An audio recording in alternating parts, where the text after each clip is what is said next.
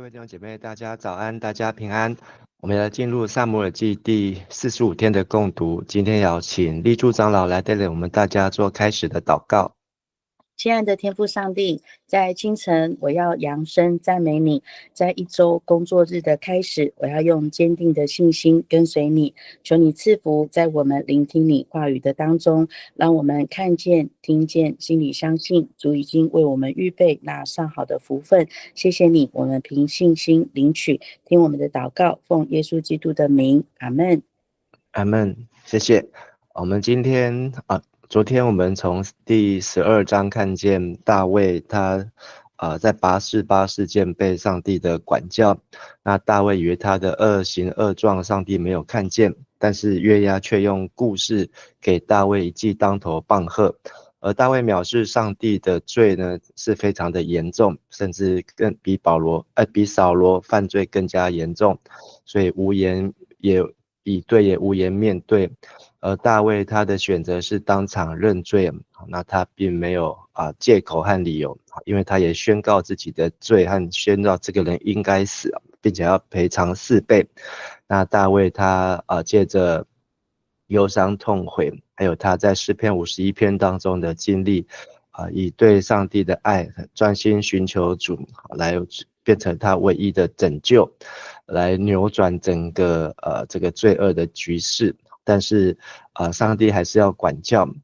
当人跌倒犯罪，不是要用石头来定罪或是打死他，而是要他能够重新站起，不要再犯罪。那么今天继续来看第13章，那是接续在大卫拔示巴这个一连串的事件之后接续发生的事情。那这时候大卫也已经接近60到65岁。我们请立柱长老带我们来读13章的第1节到第6节。大卫的儿子押沙龙有一个很漂亮的妹妹叫塔玛，大卫另一个儿子暗嫩爱上了她，暗嫩相思成疾，因为塔玛是处女，他想不可能有机会亲近她。暗嫩有个朋友叫约拿达，是大卫的哥哥示米亚的儿子，这个人很狡猾，他对暗嫩说：你是王子，为什么你一天比一天憔悴呢？你可以告诉我吗？暗嫩说：我爱上了塔玛，我同父异母兄弟押沙龙的妹妹。约拿达对他说：你可以假装生病，躺在床上，你父亲来看你的时候，就要求他，请叫我妹妹塔玛来照顾我，我要她在这里，在我看得到的地方替我烤几个饼，亲自拿给我吃。于是暗嫩假装生病，躺在床上。大卫王去看他，暗嫩对父亲说：请叫我妹妹塔玛到我这里来，让她在我看得到的地方替我烤几个饼，拿给我吃。那大卫的这些儿子当中，暗嫩是老大，那但是暗嫩呢却爱上了这个老三押沙龙的妹妹。好，那因为押沙龙的妹妹非常的非常漂亮，好，那也因为押沙龙的妈妈也是外族人，那所以在基因或是血缘上面呢，好，那让暗嫩呢从暗恋变成了来暗中行事哦。那这个大卫的儿子呢，暗嫩押沙龙都是在希伯伦作王的时候所生哦。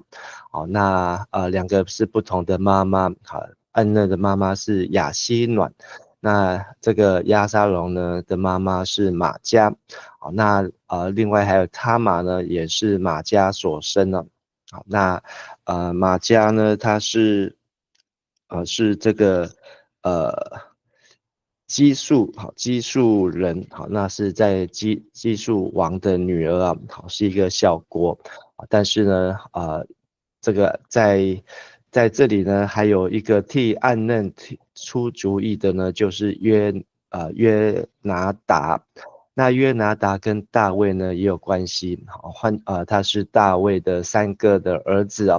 那换句话说，这个约拿达跟暗嫩呢，或是押沙龙他们应该都是属于堂兄弟的关系，只是不同的妈妈。那但是约拿达呢看见暗嫩呢心里面像憔悴啊，好，所以就来了解。那暗嫩就替他出了主意，就是好，因为暗嫩他为什么不能够接近押沙龙的妹妹？是因为他玛还是处女，还没有出嫁。那所以呢，这个还没有出嫁以前呢，都是呃都是在家中就是不能抛头露面的成分居多。所以约拿达就叫暗嫩装病，那装病呢，病到让他的爸爸来关心他，再透过他的爸爸大卫呢，希望他的妹妹能够替他烤饼送来给他吃哦，好，那就可以再利用这个机会呢，接近押沙龙的妹妹。那接着再请立柱长老带我们来读第7到13节。于是大卫打发人到宫里，告诉塔玛：“你到你哥哥暗嫩的房里去，做些东西给他吃。”塔玛就去了。暗嫩正躺在床上，塔玛拿了些面团，在暗嫩看得到的地方做了几块饼，然后拿去烤。塔玛从烤盘里把饼倒出来，递给暗嫩，可是暗嫩不吃。他说：“叫人都走开。”于是大家都走开了。暗嫩对塔玛说：“把饼带到我床边，亲自喂我。”塔玛就把饼带过去给他。当塔玛喂他的时候，他抓住塔玛说：“妹妹，跟我睡觉吧。”不要。塔玛说：“哥哥，不要逼我做这种丑事，在以色列不许有这种事。我在人面前还抬得起头来吗？至于你，你也会在以色列人面前丢尽面子的。请去向王说，他一定会把我给你的。”好，那暗嫩对塔玛的爱呢，是一种，属于什么样的爱呢？好，其实到后面我们看就会知道，好，这不是正常的爱，好，也不是一般这男女负责任的爱啊，好，完全是出于肉体、出于血气好的这种欲望的爱。那但是呢，这个约拿达给暗嫩好出的主意呢，好，那暗嫩呢也就真的去做。所以果然就装病，好，病到大卫同意，好，让他的女儿就是押沙龙的妹妹来替他烤饼。那但是当这个不知情的塔玛，塔玛在和本翻成他玛，好，那塔玛它的原文的意思是棕榈树。那当他来到这个暗嫩的房间之后呢，暗嫩就刻意把人都支开，好，然后呢要他的妹妹来接近他，好，然后接近他之后呢，就用强迫，好，就是前面是装的，好，那装的病恹恹，好，现在突然就是伸出狼爪，好，来抓向自己的妹妹，但是塔玛在这边的回应呢，好，却是非常的冷静和清楚啊，他告诉他的这个哥哥好，大哥好，暗嫩说不要逼他做这种丑事啊，好，因为这种丑事呢，不仅让塔玛自己在以色列人当中，在人面前抬不起头，甚至连暗嫩这个应该是将来要继承大卫王位啊，因为从第7章大卫之约就是大卫的后代都要坐在这个位置上啊，那暗嫩呢是第一人选。那从这个创世纪以来，到大卫这个时代，暗嫩是第一人选，但是，塔玛都替暗嫩在着急，你会在以色列人面前丢尽面子，而且，塔玛呢还给暗嫩出一个主意，你只要去跟爸爸说，去跟大卫说，爸爸一定会把我给你的。那所以这句话呢，到底是塔玛是接受还是一种缓兵之计？好，就是让暗嫩能够冷静下来，好，都有可能。但是我们知道这个塔玛呢，其实他也非常的聪明智慧，好，那也知道应该怎么样子来化解危机啊。好，那毕竟呢他们的父亲好，那发生的这个拔示巴和和这个乌利亚的事件呢，好，那才发生不久，好，而这个事情呢是众所皆知，好，那这些做儿女的，好，也才看到父亲被管教当中，好，但是暗嫩呢却是这个脑充血啊，好，那却完全不去思想这个背后的严重性和结果，好，那再请立柱长老带我们来读14到19节。可是暗嫩不听，他力气比塔玛大，就用暴力侮辱了他。事后暗嫩非常厌恶塔玛，厌恶的程度比以前爱他的程度更甚。他对塔玛说：“你滚出去！”不，塔玛说：“你赶我走，所犯的错比你先前犯的更大了。”可是暗嫩不听，他叫伺候自己的仆人进来，对他说：“我不要看见这个女人，把她赶出去，锁上门。”那仆人就把塔玛赶出去，锁上了门。塔玛穿着当时未婚公主常穿的长袖袍子，她洒灰在头上，撕裂衣袍，双手蒙着脸，一面走一面哭。那暗嫩他并没有听进去塔玛他这些的建议哦，好，那他一心就是只想要霸占好这个塔玛的身体，所以就用强迫的方式，好，那用暴力玷污他，那但是呢，却得到人之后没有得到心，好，然后他成狱之后，好，却突然对塔玛就是变成极其恨他，好，极其厌恶，好，那这个恨呢是一个形容非常的厌恶啊，好，那这个厌恶呢可以说是塔玛其实就是说中了这个暗嫩的心啊，好，所以暗嫩知道他的妹妹，好，这个妹妹对他的这个了如指掌，好，还有他说出来这些让他会蒙羞，好，然后会成为丑事，而且会成为以色列中的愚顽人，好，然后呢也得不到父亲的谅解，好，这些其实都发生在暗嫩的心中，以至于他被这些话所捆绑，所以他得到身体之后呢，反而一点都不想要再见到他，跟之前相思成病，好，整天巴望着能够见到塔玛呢，刚好成为一种完全的相反的情形，好，那也看见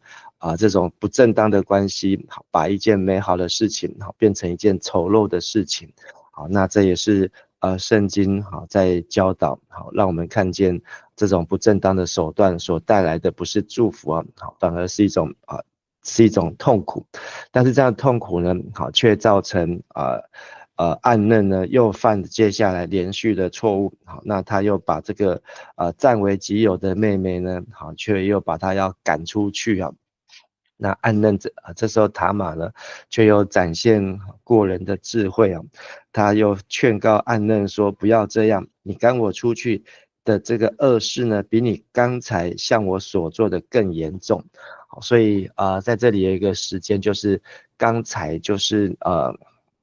这件事情呢，其实是一连串很快速的反应哦。那暗嫩只是发泄完之后，好，那就完全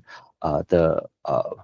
这个受到这样的困扰的搅扰，所以他把这个他玛赶出去呢，好，那甚至还叫仆人锁上门把他赶出去，好，那所以塔玛呢，他能好说歹说，好，那他不仅失去了他的贞洁，也失去了他的心啊，失去他的这个整个可以说是人生啊带来一个很大的一个打击，还有一个很大的一个冲击。那所以塔玛他有一件彩衣，好，那这件彩衣就好像是这里18节说，没有出嫁的公主都穿这样的外袍，所以这件衣服呢，象征着塔玛，好，她还是处女，象征着她还没有出嫁，象征着她还是爸爸的掌上明珠啊，好，象征着，好，那她还是这个还象征着就是她是一个等待郎君好的这个身份，但是呢，好却被暗嫩好完全的在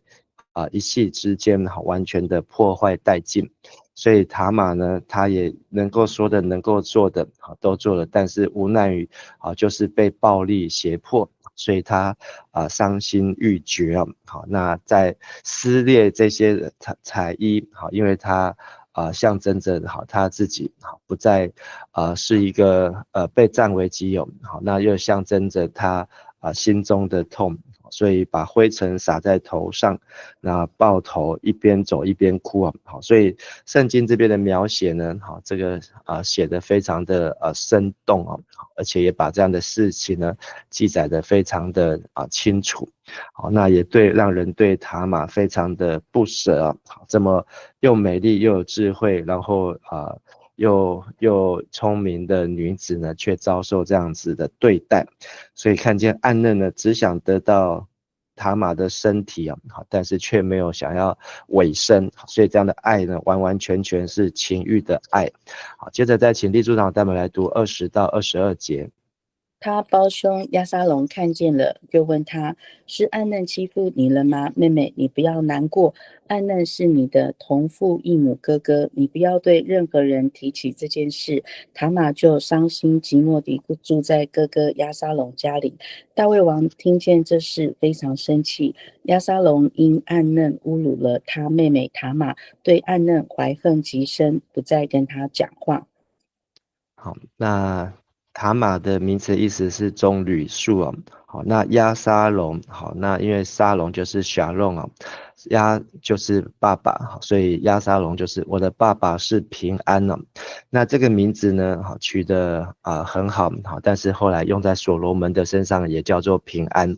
好，那亚沙龙知道自己的妹妹好发生事情，好，那马上就猜到，还没有等塔玛开口，就说是你哥哥欺负你。那但是呢，亚沙龙当机立断，好，告诉妹妹不要难过，不要出声，不要说，因为他是你的哥哥，好，那换句话说，你是公主，他是王子，而且还是王储，是这个父王的继承人，那他只能够劝告他，好，不要对任何人提起这件事啊，好，不要提起这件事。好，那赫本说不要把这事放在心上啊。好，那应该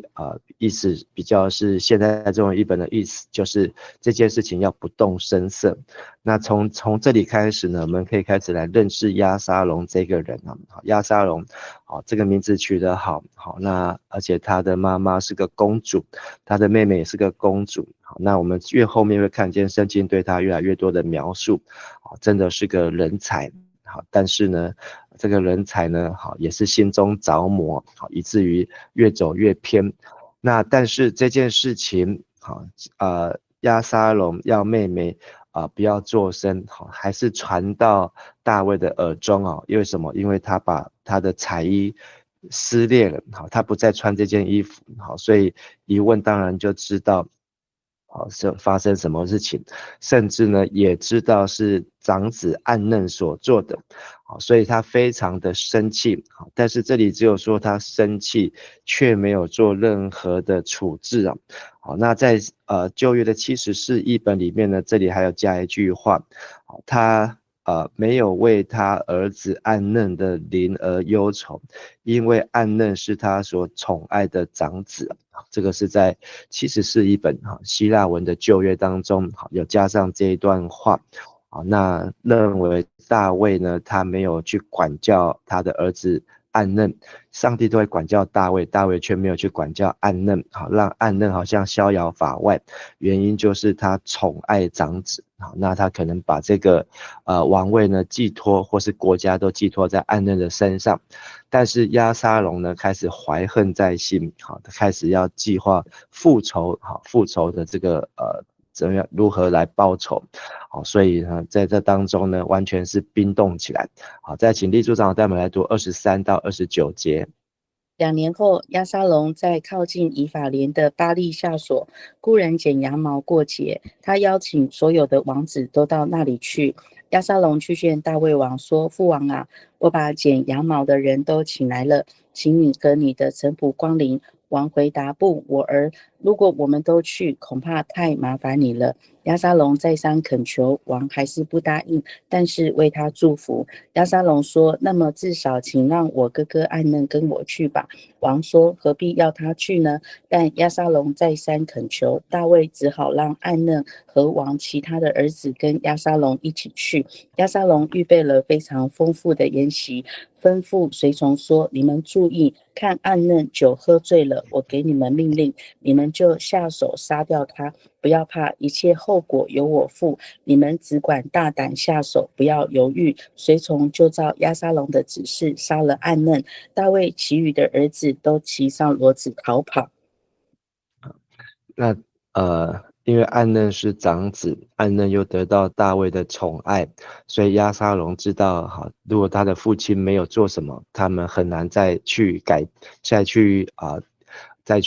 对暗嫩做什么样子的要求。但是呢，押沙龙却计划，那这个计划呢，可能也是经过2年的观察，那这个计划就是透过一个节庆。那这节庆呢，是大家都会来到以法莲地的巴利夏所。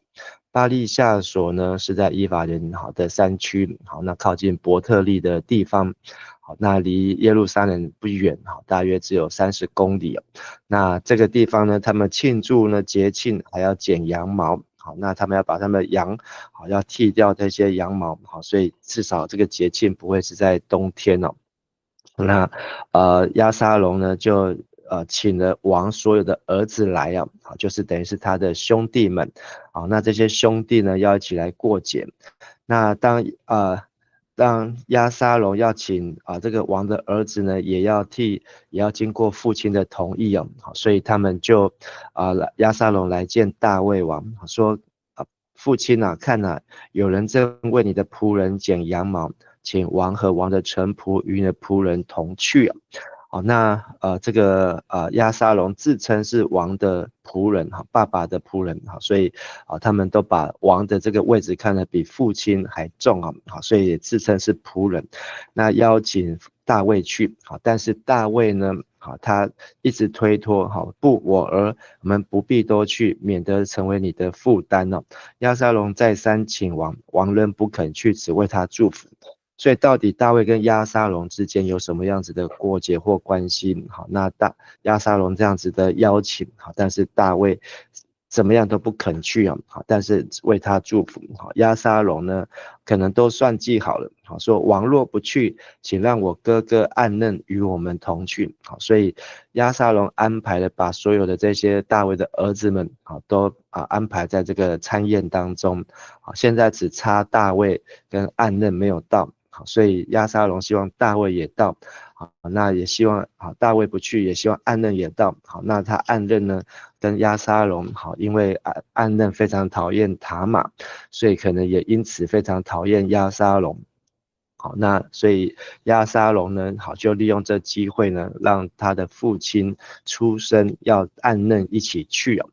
那当去了之后呢押沙龙的计划终于到位，所以呢他就交代仆人，只要暗嫩开始喝的时候呢，你们就押沙龙只要下令，那趁暗嫩喝醉呢就把暗嫩给杀了所以暗嫩就这样死在这个鸿门宴当中那甚至押沙龙还要他的仆人要大胆下手，不要犹豫要做勇士。可是这件事情做了之后呢，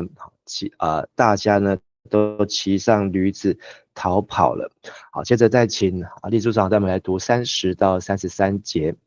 当他们还在路上的时候，有人飞报大卫说，押沙龙杀了王所有的儿子，一个也没有留下。王站起来，哀伤的撕裂了自己的衣服，躺在地上。跟王在一起的臣仆也都撕裂了衣服。但大卫的哥哥示米亚的儿子约拿达说，陛下，你的儿子们并没有都死，只有暗嫩一人被杀。自从暗嫩侮辱了押沙龙的妹妹塔玛，押沙龙就决定杀他。你从押沙龙脸上看得出来，请陛下不要相信那不确实的消息，说你的儿子都死了，其实只有暗嫩一个人被杀。好，那当押沙龙做完这件事情呢，就有消息来到大卫的耳中，那这对大卫来讲是非常的震惊，因为这消息是错误的消息，那不论是从押沙龙放出来的，或是外面人放出来的，但是呢，就是要给大卫一个非常大的一个震撼好，那这个消息就是他所有的儿子通通都死了，而且是押沙龙杀的。那王呢，好听了呢，就好像约伯听到他的10个儿子女都死了一样啊，好，儿女都死了一样，好，那非常的伤心，撕裂衣服。好，那这个动作呢，其实也就是塔玛他所遭受的。好，所以大卫没有去感受塔玛，反而是放纵暗嫩。好，现在呢，塔玛的痛呢，也在大卫的身上，好，也爆发出来。好，但是呢，约拿达呢，又在这里第2次出现。好，这约拿达就是开始替暗嫩出馊主意的堂哥，也是他的密友。好，可以说是上面说是暗嫩的密友啊。好，那他马上就给大卫来出意见。好，那他说我主不要，好，你的儿子并没有都死，只有暗嫩一人被杀，而且呢，这是押沙龙就计划好，从这个押沙龙的妹妹被暗嫩玷污的那天呢，好，这个和本是写那一天开始，押沙龙就已经决定这件事情了。所以如果真的是从那天开始，押沙龙叫他妹妹不要说话，好，不要放在心上，好，那押沙龙呢，好，他真的是非常的可怕，就是2年的时间都不动声色，好，来筹划这一次的这个报仇的计划。好，但是约拿达呢，好，在这边告诉王说，好，不要把这事放在心上。好，这句话在这里出现很讽刺，因为这句话就是2年前押沙龙对他的妹妹说的，现在呢是约拿达，好，对，就是换句话说是大卫的侄子，是他三哥的儿子，也说同样的话，不要把这事放在心上。好，所以我们可以看到圣经的作者呢，好，其实都很刻意的，好，就是在用这样前后的对照，好，来表达当时发生的事情。好，其实只有暗嫩一人死了。好，所以这句话从约拿达的口中呢，让我们也看起来，约拿达对于暗嫩的死，好像也是轻描淡写。好，圣经前面说暗嫩是约拿达是暗嫩的密友，可是约拿达对暗嫩的死呢，好，却是好像稀松平常啊，好，也没有什么特别的表示啊，好，也怀疑他们2个之间密友的身份和关系是否是真假。好，最后再请立书长带我们读34到39节。当时押沙龙已经逃跑了，就在这时候，守卫的哨兵看见一群人从何罗念山坡上的路下来，就把所看到的向王报告。约拿达对大卫王说：“看，王的儿子们来了，就像我刚才说的。”他的话才说完，大卫的儿子们都进来了，他们放声大哭，大卫跟他的臣仆也都悲伤哭泣。押沙龙逃到基述王亚米忽的儿子达买那里去，在那里住了3年。大卫为他的儿子暗嫩哀伤很久，但他悲哀过了，就很想念押沙龙。好，那大卫啊，应该还记得12章拿单先知对大卫所说的话，说我必从你家中兴起灾祸攻击你，我必在你眼前把你的妃嫔赐给你身边的人，他要在光天化日下与你妃嫔同寝，你在暗中做那事，我却要在以色列众人面前，在日光之下做这事啊。所以因为大卫藐视上帝的话，好，所以拿单呢上帝借着拿单给大卫非常重的警告，所以在大卫心中呢，好，那他可能都会不断的回想起先知拿单所说的这一段话。好，那所以他的儿子，好，虽然不是全部的儿子死了，好，但是呢，是他的王位继承人啊，好，是他宠爱的安嫩啊死了，所以大卫的心情还是非常的难过。好，但是押沙龙他都计划好，也安排好撤退路线，好，就是从何罗念山呢，好，所以可见他就是把这个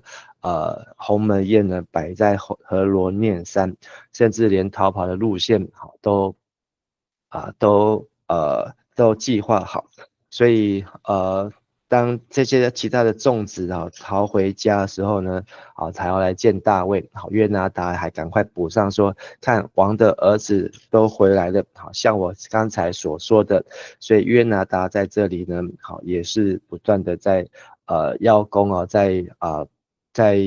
在凸显自己。但是呢，押沙龙呢却逃到他的外公，就是基述王达买哦。好，那这就是他的妈妈的爸爸，就是逃到他的外公的家中去啊。好，在那个地方呢，呃来躲避大卫啊。好，那大卫呢为他的儿子暗嫩在这里说在那里就住了3年，所以这个事件呢到13章就花掉了5年了。好，2年的时间呢是押沙龙计划报仇，好，3年的时间呢是押沙龙要躲大卫，好，而且也让大卫能够气消。好，那他知道他的父亲会很生气，好，所以他躲到外公那里去。好，那39节说，好3年过后呢，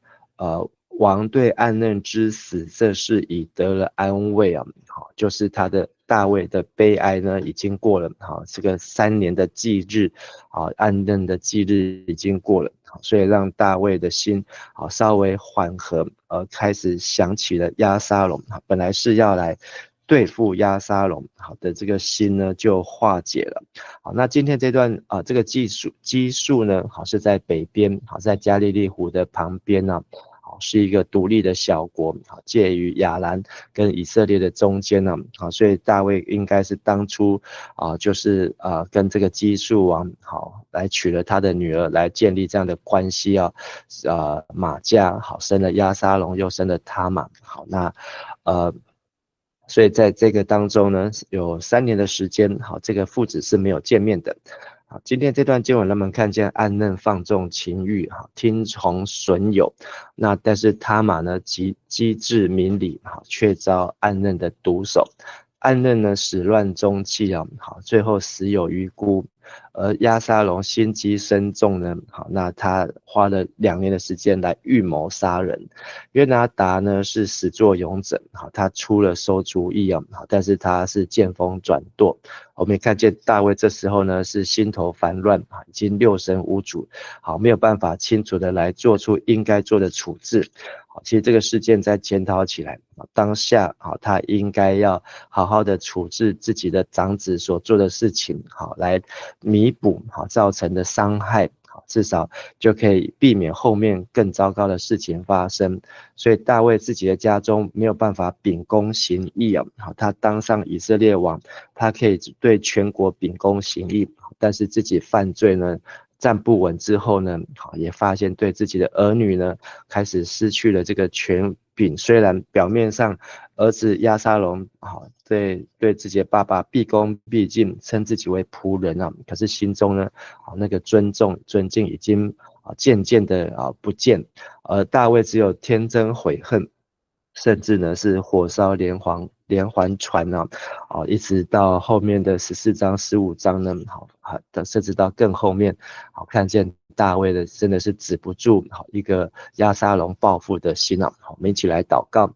亲爱的天父上帝，从今天的经文当中，让我们看见家庭的悲剧也变成是全国的悲剧，也变成是大卫一生当中非常难堪，也是非常带来的灾难。一切都是起自于大卫自己的心大卫受到试探和引诱而种下的连环的过犯和过错，也让我们知道罪恶的可怕，罪若生的毒根就会败坏人的生命，使我们的生命沉沦但是感谢主耶稣拯救我们，使我们能够从罪中有脱离的机会，让我们能够借着认罪悔改，让我们借着忧伤痛悔，还有得到管教，能够有智慧禁止这些的恶事，也让这些的罪恶，让这些的咒诅伤害能够早日的平息和停止也求主再次赏赐更新我们的心，再次更新我们的灵，让我们能够有重新正直的灵，知道要远避一切的恶行，要远离一切的恶事要更恶事都要境界不去做求主帮助我们。我们这样祷告祈求，奉耶稣的名求，阿们。谢谢地书长老，谢谢大家，大家平安，谢谢牧师，平安，谢谢牧师，平安，平安，谢谢牧师，谢谢。